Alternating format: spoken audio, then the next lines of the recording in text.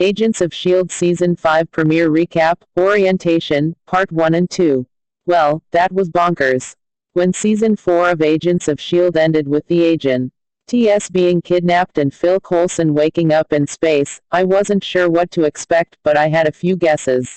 I figured we might be getting our introduction to Abigail Brand and S.W.O.R.D. S.H.I.E.L.D.'s Outer Space Division, as Coulson and the others worked on some plotline featuring the Kree or the Inhumans or something. But it turned out to be way more complicated than that, and now I'm not sure where this season is going. We even start things off with a bizarre, still inexplicable opening sequence of an alien getting dressed for work.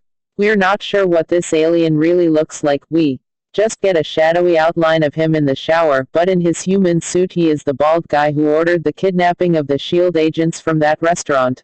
Also he swims in a pool to the tune of talking heads, once in a lifetime, which definitely feels like something, but I'm not sure what exactly. After the kidnapping, Coulson and the others, but not Fitz, for some reason, are taken to a dark room, along with another monolith.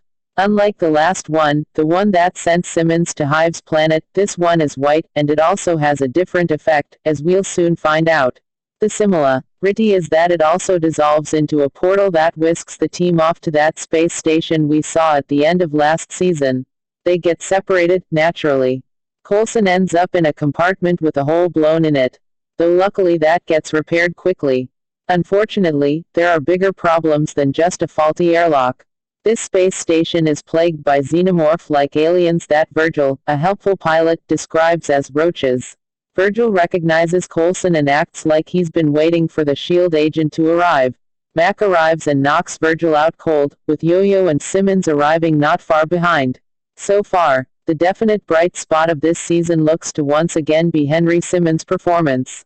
After coming into his own last season, especially anchoring the framework arc, he's already the funniest and liveliest character on screen during this premiere, which counts for a lot with all the unexplained sci-fi gobbledygook going on.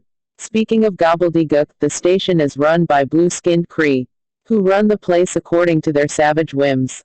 Virgil's able to give a bit more information, but then promptly gets killed by a roach before he can explain more. Speaking of which, another player soon arrives in a leather jacket and distinctly Star-Lord-looking face mask. He finds May and overcomes her with the help of some anti-gravity device. After tying her up and gagging her, he implants her with a black device on the inside of her wrist, calling it a metric. Once he and May help save Coulson and the others from the Kree, they start to piece things together. This monolith was different. Instead of sending them through space, it sent them through time, and that space debris floating outside the station's windows are the remains of Earth. So, that's T. He first big revelation during this premiere. The second involves what actually happened to Earth for it to end up this way. Although I'm intrigued by this literally insane premise, I also have concerns. Fitz isn't in this 2-hour premiere at all, since he was left behind on Earth in the present when the others were taken. We get a postcard from him with the note, working on it, and Virgil tells Simmons that Fitz is thinking of her. It's also implied that Fitz started the belief that the S.H.I.E.L.D. agents would return someday to save mankind from their dystopian hell. That's mostly been forgotten now thanks to Kree repression. But people like Virgil and Dickie still remember it. Even so, I hope we get to actually see him again very soon. As we find out, the station is divided into different departments. And none of them are fun. Processing is one, that would be sewage waste management. Salvage is another, delving through junkyards of scrap metal to find useful tech. Everyone has a metric on their wrist.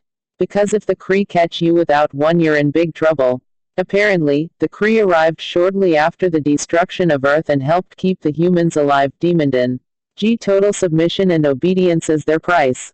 This means the station isn't governed by human morality, as Simmons finds out when she tries to save a man's life after he's injured in a fight over food. Taken to the head Kree's chambers, she learns that death here is not something to be fought but rather relished. A life spent is a life earned, seems to be the motto.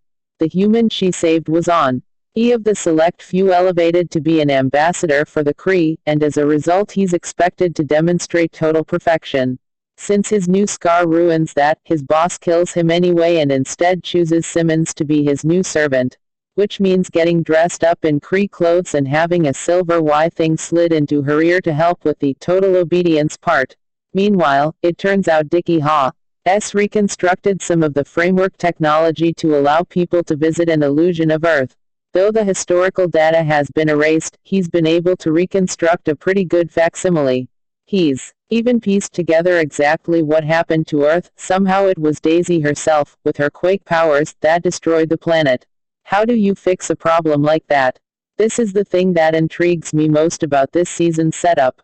Even though it feels weird to thrust the cast into another wild genre scenario mere hours after they escaped the framework, without processing that comprehensive trauma for even a minute. I like the idea of setting up a problem that seems basically impossible to solve. How do you time travel into the past? If you can't, how do you fix a destroyed planet? There are no easy answers. Which feels relevant to our current world where new problems seem to blow up every day even as the old long-standing problems continue to rot in the background. Where do you even begin? Last season, especially the framework arc, seemed very dialed into contemporary issues, so I'm interested to see the parallels this time around.